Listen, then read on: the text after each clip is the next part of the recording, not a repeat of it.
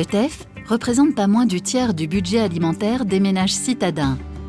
Cette céréale sans gluten est en général consommée sous la forme d'injera, une galette moelleuse, nourrissante, car riche en protéines et en minéraux.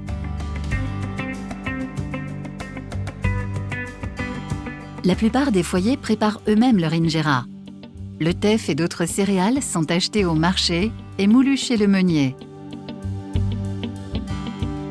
À la maison, on mélange la farine à de l'eau et on laisse fermenter 1 à 3 jours. La fine pâte est ensuite déversée sur une plaque en fonte chaude, recouverte et cuite à la vapeur.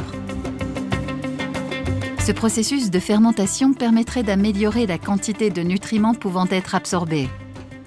Mais des chercheurs de l'ETH Zurich ont montré que dans les injera, la présence de puissants inhibiteurs empêche l'absorption de fer. De nouvelles recherches sont donc nécessaires à cet égard.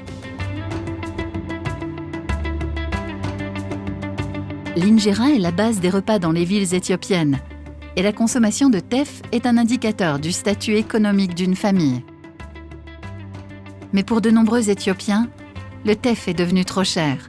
Ils préparent alors leur injera avec un mélange de teff et de céréales meilleur marché, comme le maïs, le blé ou le sorgho.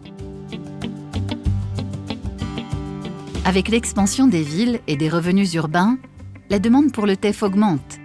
Pour stabiliser l'offre et les prix, toute la chaîne de valeur doit devenir plus robuste et plus efficace. Et ce aussi bien au stade de la culture, du négoce, de la mouture que de la consommation.